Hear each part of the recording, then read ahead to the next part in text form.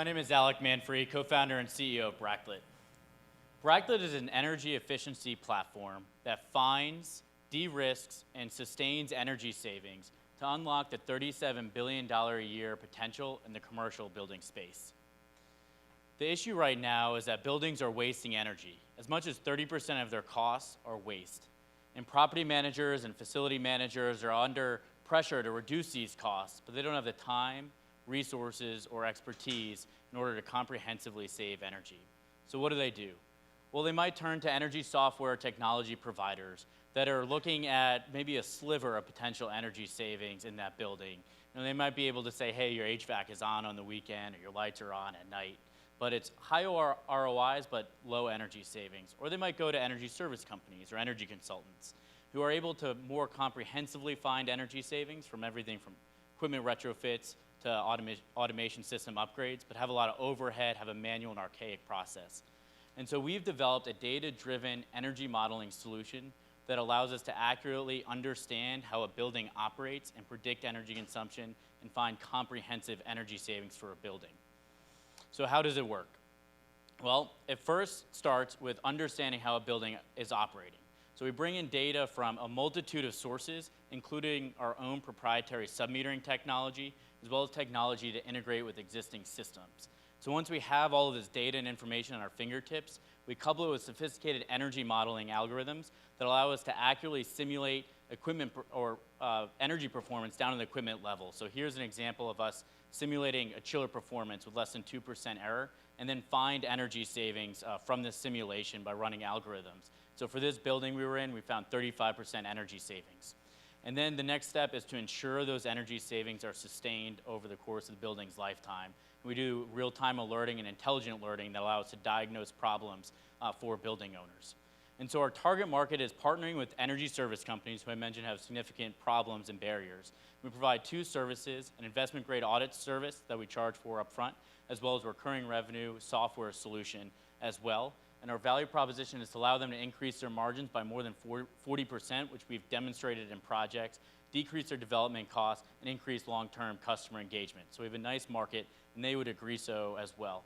We're already working with 6 of the largest 10 energy service companies, and actually as of today, that number has increased to 8 of 10 of the largest energy service companies.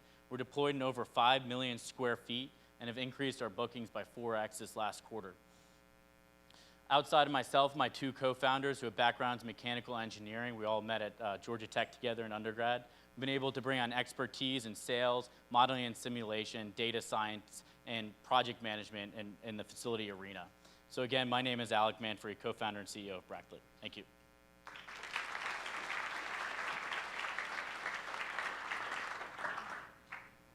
Questions?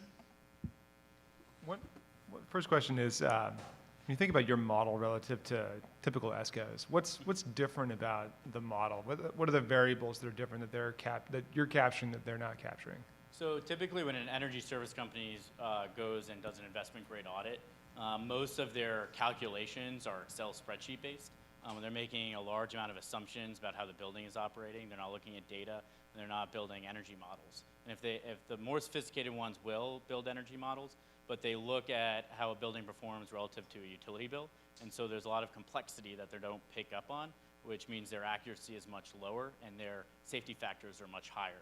And so we look at not only granular data from the building, but are able to couple that with the energy modeling and have algorithms that allow us to calibrate our models at a granular level and understand also savings risk around these projects. And that's something that they basically put a blanket safety factor on. And so we can help them refine their savings estimates and understand their uncertainty distribution of achieving those savings. You talked about a 35% energy savings. Correct. Have you calculated the typical peak savings for implementing this system? Yes, that includes peak demand savings as well. So when we run our simulations and our models, we basically can output an hour-by-hour representation of how a building is going to perform. And we can look at everything from peak demand savings to also how solar or energy storage could affect that as well. And so we account for all those variables. And we also will account for potential changes in rate structures as well, and bring that to our risk analysis that we present. And So if I understand, you're saying a 35% KWH savings as well as a 35% KW savings? 35% savings that include KWH as well as KW. Okay. Could you briefly walk me through your sales cycle and customer acquisition? Sure. So, our largest sales cycle is getting an energy service company to try us out and allow us to show them how our process differs from theirs. So in the early part of this year, I'll give you real examples. In the early part of this year, we kicked off 5 different trials with 5 different energy service companies, paid, correct, paid. And we were able to compare our process to theirs. And so that process took about 3 to 6 months. And now we're recurring projects with them because they were excited about our analysis, and we were able to show the value and how our process was better to theirs and how we could increase value for them.